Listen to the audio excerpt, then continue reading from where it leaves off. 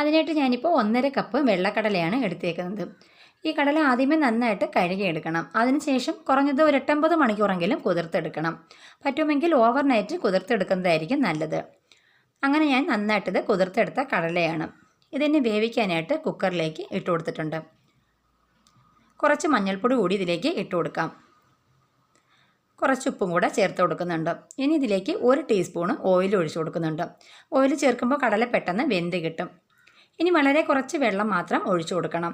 കടല വെന്ത് കിട്ടാൻ വേണ്ടി മാത്രമുള്ള വെള്ളം ഒഴിച്ചു കൊടുത്താൽ മതി കേട്ടോ. കണ്ടില്ലേ, ഇതുപോലെ കടലയുടെ മുകളിൽ ഒരല്പം പൊങ്ങി നിൽക്കണം.